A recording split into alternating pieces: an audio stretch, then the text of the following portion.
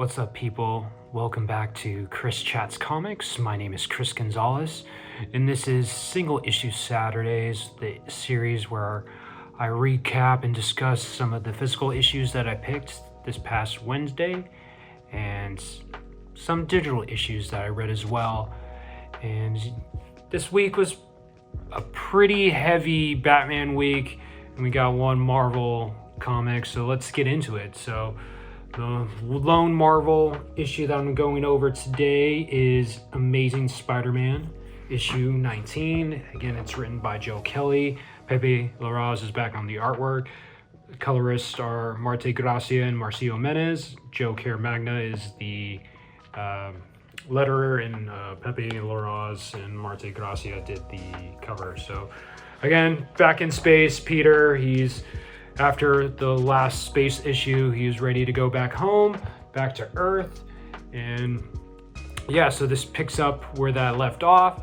And Peter and his crew aboard the Beacon, I believe is the ship's name. They're heading towards this Stargate, which will, send them back to Earth. And meanwhile, as they're approaching the Stargate, Rocket's just going over some of the details that have gone, some of the issues that have gone down in the Imperial series by Jonathan Hickman. So the cosmic side of Marvel, there's been warring factions, and it's just been causing some things to stir up in the galaxy. So that's kind of impeding some of their advancements back to Earth. So again, Pepe Larraz back on artwork. I missed his artwork again. Every time he's back doing the interiors, it elevates Joe Kelly's story.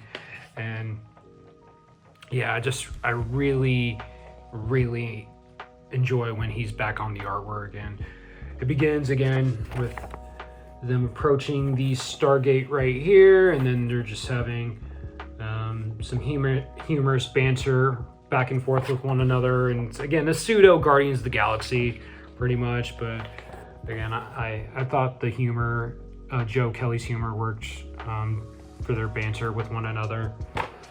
And so so they're just preparing. They're coming up with a game plan to get Peter back home, and I just love the colors here by Marte Gracia and Marcio Menez, just very vibrant, and they made the visuals look more alien and out of this world. So I appreciated that, and it matches the setting.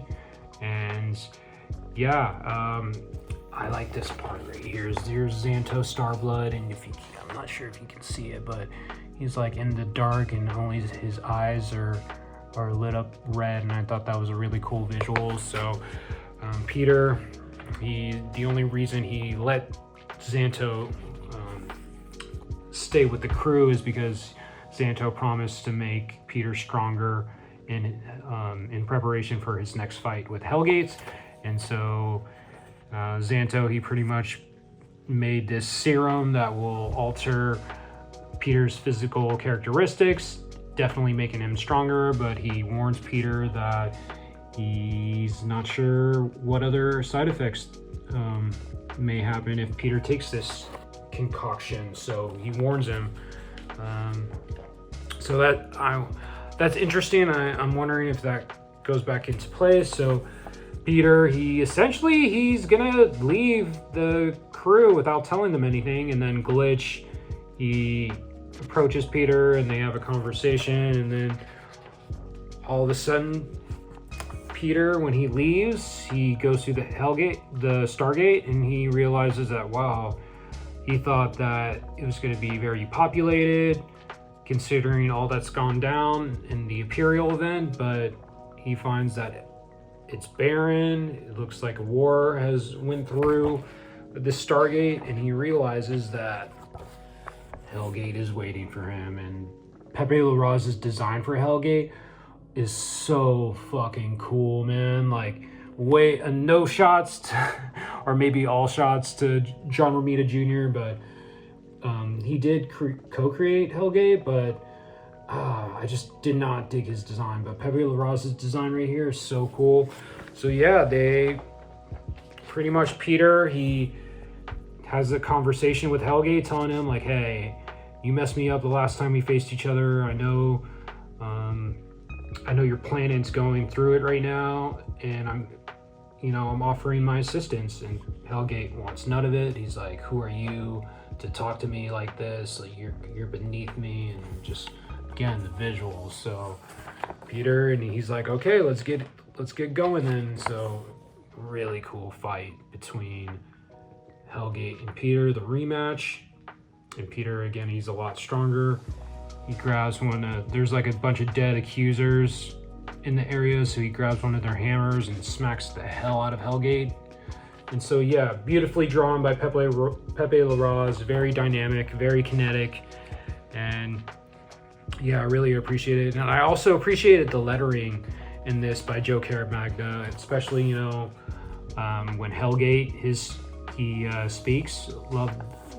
Not sure if you can notice, but he has love the lettering for Hellgate's dialogue. And we finally find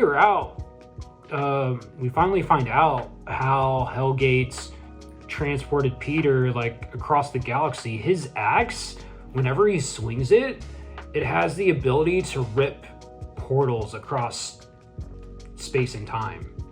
So he pretty much ripped a hole into the fabric of space and transported Peter to that barren planet that Peter was left at those issues ago. So that's how he did it. So a little not too surprising, but I thought that was cool. And then Peter's crew, they crashed the beacon ship into Hellgate to save Peter, and that's pretty much where it ends. They save him, and earlier in the issue, Rayeth and Peter were having a discussion about ice cream and how Ray, she wants to try the flavors. So I just thought that was a cute callback. So really fun issue, and I'm just glad. There's the ends. The crew saved him. So I'm just glad Peter's finally getting back to Earth. But I really did enjoy this issue. Definitely a step up from the previous issue. Was probably my least favorite issue of Joe Kelly's run so far, but this is one of the better ones. So definitely recommend Amazing Spider-Man number 19. So, and now let's get into the DC issues. And the first one I'm going to go over is the lone digital one this week, and that is Batgirl number 15. And Tate Bromble is the writer. Steven Segovia is on the artwork. Rain Barreto is on the colors. Steve Wands is on the letters. So in this issue, I really appreciated in the beginning, Cass, she's been having these nightmares, and how they're visualizing her mind state through those nightmares and just the trauma she's going through. So I really appreciated that. And so she's having these nightmares, and she wakes up and gets into a fight with her brother Tenji, and I'm still not sure how I feel about Tenji's character. I just haven't connected with him. He's kind of annoying, and apparently Cass feels the same way, because she argues with him and says that he shouldn't have come with her, and he's telling her that that's not right, that Lady Shiva, she guided Cass to him for a reason, and they just get into a fight where Jaya, she had to break it off, and so Tenji, he goes off and to go sulk in a corner, and then Cass, she starts to have this one-on-one conversation with Jaya about what she's going through and her trauma, and that Jaya was actually in Cass's nightmare in the beginning. So Cass brings that up to her, and they talk about what the meaning of the dream might be, and then Jaya gives her a metaphor about the lotus, how it is seeded in mud, and then it's sprouted and it reaches for the light to blossom. So I thought that was a cool conversation that they had, and I appreciated that it further develops Cass's character but I feel like we're kind of retreading the same story beats about how Cass is very traumatized regarding, her upbringing and how her mother's death. So, but I feel like we're kind of treading the same waters over and over again. So I'm looking forward to them moving past the whole lady. I know it's an integral part of Cassie's story, but I just hope we move past, because it feels like this arc has kind of been going on a little too long. But I do like their conversation with Jaya and Cass, there's an underlying message that we are not our parents and we can forge our own paths in life. So I really do appreciate that. And then after that, Cass has this conversation with Nyssa Al Ghul, and she brings up that what she learned when they infiltrated the Unburied's base in the last issue, how Cass found out that Nyssa was in with her father about, destroying the Unburied's, killing them off essentially and taking their land in Samosera. And Nyssa, she, tells Cass that, she was with her father Roz, but she didn't commit any crimes. Her father was just angry and envious that these people have built like a heaven on earth and that he wanted that. So he got jealous of them, and his rage, caused him to kill all of those people. But she didn't have any bloodshed on her own. So we I still think that Nyssa's not being entirely truthful, and she has ulterior motives. And that's more evident based on what happens towards the end of the issue. So, yeah, and I just feel like in this issue, some of the dialogue was a little bit melodramatic, and there's a part where Nyssa and Cass are talking, and Cass asks Nyssa, like, oh, you can't feel anymore? And Nyssa's pretty much saying, yeah, based on what happened to me, not really. And she's like, oh, lucky. I don't know. I'm paraphrasing there, but I just felt like the dialogue in that sequence specifically was really like emo and melodramatic. But yeah, I am still curious about Nyssa's endgame. Like, again, something happens. I won't spoil it, but something happens where Tenji discovers something and he goes to warn everybody, but Nyssa's already aware of what's going on, and she says it's all a part of the plan and kind of does something a little shady. So I'm curious to see what her endgame is. And yeah, towards the end of the issue, spoilers, it's revealed that Jaya is a double agent. She was working with the Unburied the whole time. So is Jaya tricking the Unburied? Is this all a part of Nyssa's plan? I'm not sure, but I did like the cliffhanger ending, and I'm curious to see what happens. So, not my favorite issue of Batgirl, but definitely still solid. I still think this is one of the better DC ongoings right now. So I definitely recommend Batgirl. So that was my only digital one, and let's get back to the physical issues. And this next one is Knightfight, issue number 3, and it's the penultimate issue of this miniseries. And Joshua Williamson is the writer, Dan Moore is on the artwork, Triona Farrell is the colorist, and Tom Napolitano is the letterer. And so the lettering really stood out. Tom Napolitano's lettering really stood out on this issue with me, especially when the Heart of Apocalypse, it was speaking, really cool. And again, when Batman, he's in his Clayface form, and it, is all rough and edgy, and it changes as he changes back. So this issue picks up exactly where issue 2 ended, where Batman, he got transported. The Heart of Apocalypse is essentially testing Batman and transporting him to these fake alternative futures where each of the Robins have become Batman in their own rights, and Bruce has to go through each of them and try to kill them. But in this issue, he realizes that he's not going to play the Heart of Apocalypse's game, and he's refusing to kill his Robin. So yeah, and this just artwork by Dan Mora, really cool. And again, the lettering's really cool. I just love the effects, and and again, he forges back into Batman, and it's just like how the lettering slowly turns back into normal as he's speaking. So, but yeah, definitely this is also a very father-son story, just a commentary on how how he has handled the relationship with each of his Robins, whether it's through Dick or through Jason, and this issue it's Tim. So that's another reason why I really dig this series. And so yeah, the Heart of Apocalypse just, wagers Batman another game that if he follows the rules, he'll gain entry back into the DCKO tournament.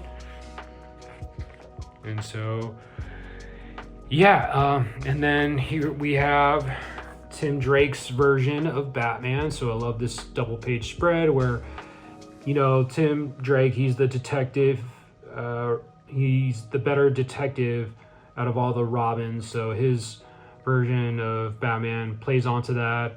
And I just like how this sequence is an homage to the movie Clue, and he makes like specific references like Mr. Green and Mrs. White, so I thought that was really cool. So, and I love the coloring during those.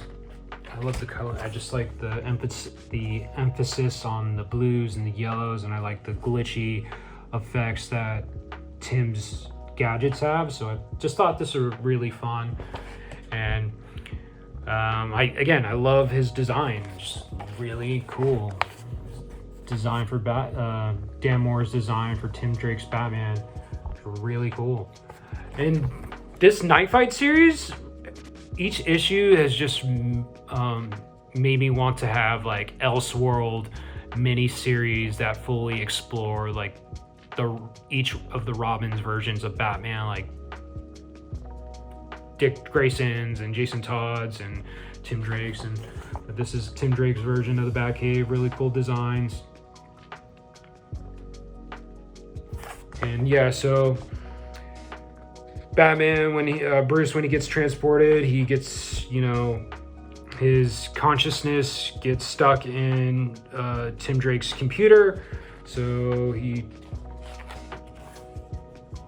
Bruce tries to hack a robot to get Tim Drake's attention, to have him listen to him, and they have a heart-to-heart, conversation about how Bruce is proud of Tim and how smart he is and how better of a detective he is. So, and then the Heart of Apocalypse again, he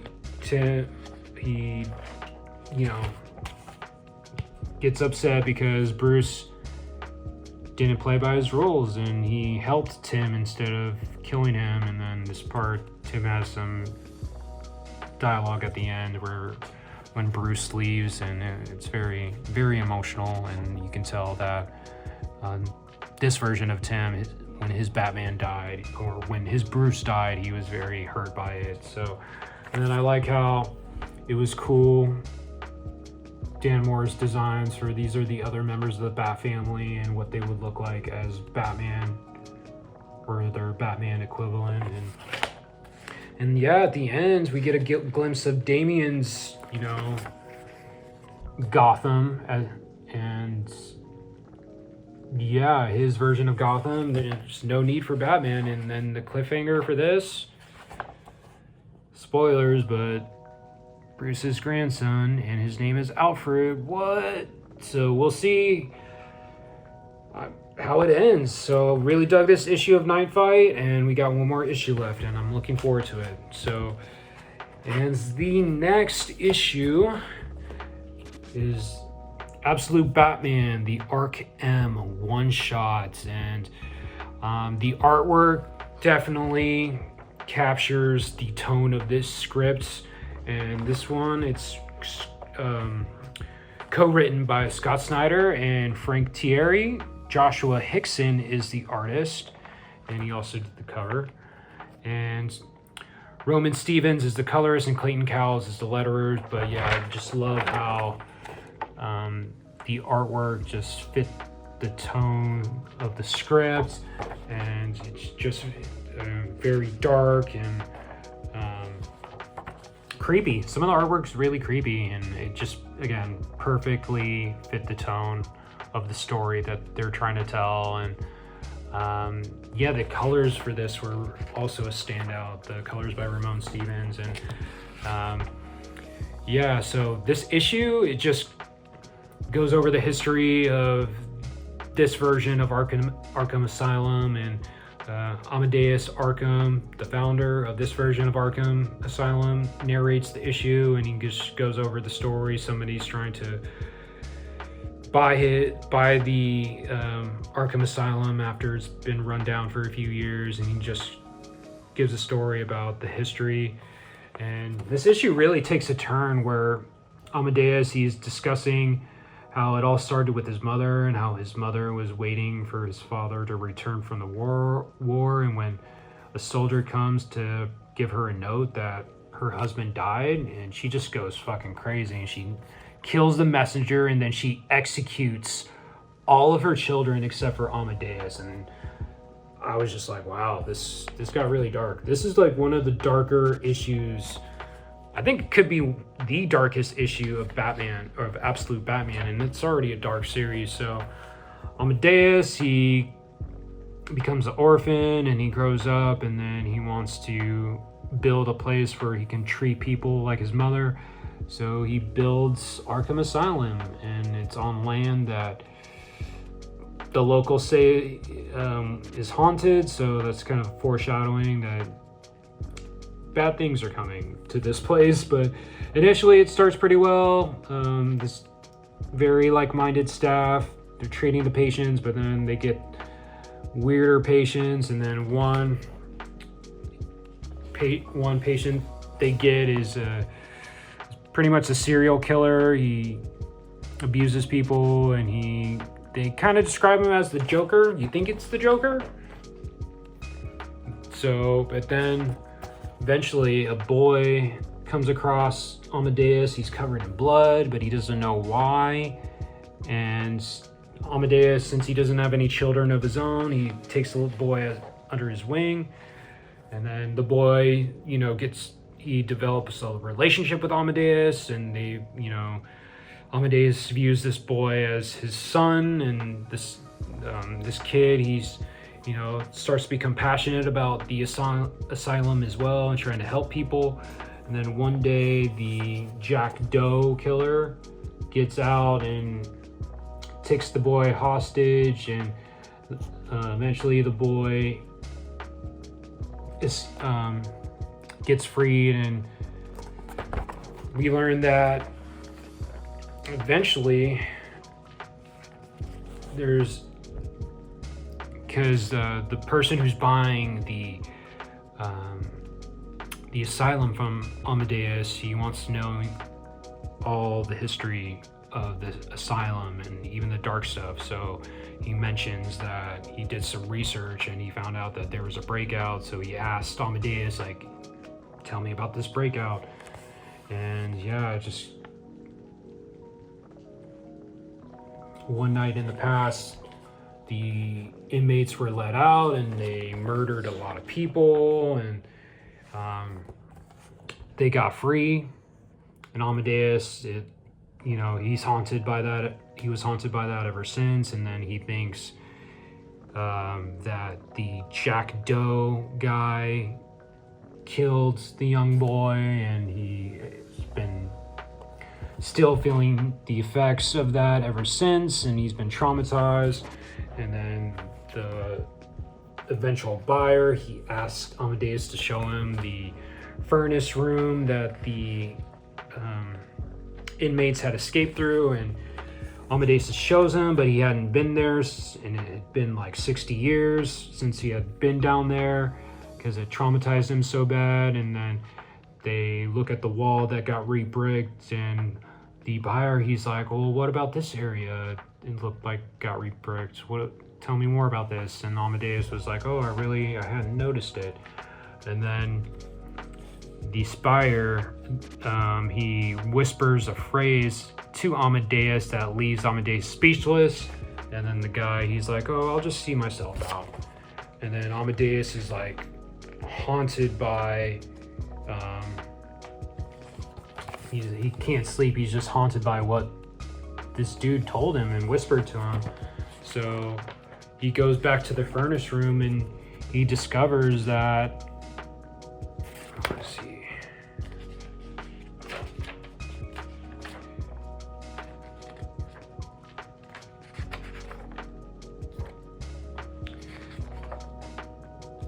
Yeah, he discovers that it was the boy who let all the inmates out and killed Jack Doe. So that boy ends up being Jack Grimm, the version of the Joker. So yeah, the Joker is the evil dude, man. He's just purely evil, but pretty much it. And then they go over, it jumps back to the present where it's Jack Grimm. He's talking to somebody about Batman and how they're going to deal with him. And then there's references to other Batman rogues that we'll probably end up seeing in the near future. And then, spoilers, we get our first appearance of the absolute version of Deathstroke. So how is he going to come into the story? I'm not sure, but that was a nice cliffhanger to end the issue. And this was another solid issue, very horror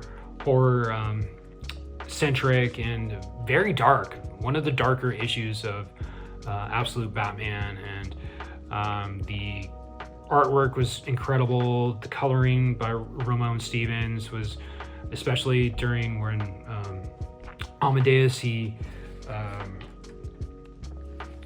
sets the asylum on fire. Look at this. Look at just along with the coloring, just very beautiful and just haunting as well. And yeah, I also like Joshua Hickson's his design of Absolute Batman. Look at that, really cool. And yeah, I love the Easter eggs about the other villains, so we'll see how they enter the story. But yeah, definitely recommend this. Batman, again, Absolute Batman continues to kill it, and I'm debating on picking up the singles now. And the last issue that I'm going to be going over is Batman, issue number 5, and this is written by Matt Fraction, Jorge Jimenez on artwork. Timu Mori is the colorist, and Clayton Cowles is the letterer, along with Jorge Jimenez. He assisted with the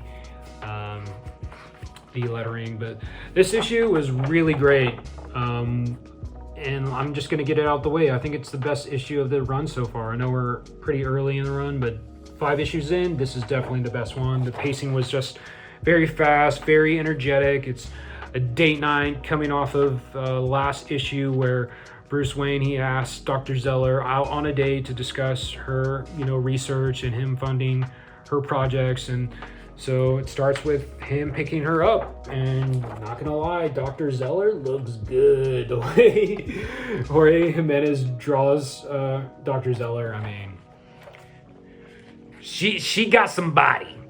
She got some body. So, but they immediately get chased. Apparently there's a bounty on Dr. Zeller's head, so these assassins are trying to kill her. And so it starts off very high octane car chase. You would think that Bruce Wayne is in a Fast and Furious movie, all about family, but yeah, this is really drawn really well. Again, Jorge Jimenez has been killing it. And yeah, just like this double page spread where the assassin, he cut a piece of Dr. Zeller's hair, and Bruce Wayne, he catches it in midair, and then the car goes off the bridge. But definitely very exciting and exhilarating. Just again, the pacing in this issue, top notch. So they are running away from the assassins, and then we got another assassin comes onto the scene, and it's the first appearance of this girl. It's her Originally, her name was going to be Lady Deathman, but they changed it to the Oho. I believe I'm pronouncing that right, and if I'm not, just correct me. But yeah, so I guess she's after the bounty on Dr. Zeller as well, and I guess she can manifest like a bunch of crows. She can turn into a bunch of crows. I don't know how. Does she have magic? I'm not sure, but very anime. Her design was very anime inspired, so I appreciated that. And yeah, so she gets into a fight with Bruce Wayne, and yeah, it's again really cool. Like the action sequences, very fun. And yeah, so they apparently the assassins who were initially after Dr. Zeller and the Oho, I guess they're not on the same side, so they've ended up finding each other, which gives Dr. Zeller and Bruce enough time to escape. And then so they climb up this building, and damn, look at this. Damn, son, what you packing there, Zeller? But no, she's pretty sexy, not gonna front. But yeah, so the Oho, she catches up to them and then rematch. But I like how Bruce is like, let's go. He's ready to throw down, and then the Oho is about to attack, and then Damian neutralizes her, or attempts to, shocks her, but she gets away. But he makes, even though I found the ending pretty funny, I just thought it was spoilers. He says father, Damian says father right in front of Dr. Zeller, but I feel like that was kind of uncharacteristic of Damian, because I feel like he would be smarter than that. But all in all, I thought the ending was funny and very, very fast read, really exhilarating. Love the pacing, very well written, and again, Jorge Jimenez continues to kill it on the artwork. Really, this along with Ark M. Well, I think this is my pick of the week. This is definitely my favorite issue of the week. Batman issue 5, definitely recommend it. And yeah, that was it. Those were all the issues that I wanted to go over today. So let me know if you're reading any of these books. Let me know what your thoughts are in the comments, and let me know what other books are on your pull list and any recommendations you might have. So yeah, that was it. I appreciate those who are watching, and leave a like and share the video if you can, and yeah, let me know your thoughts in the comments. Really appreciate it, and subscribe to the channel. What are you doing? But yeah, again, my name is Chris Gonzalez. This is Chris Chats Comics. Yeah, this was another episode of Single Issue Saturdays, and I'll see you next time. Peace out.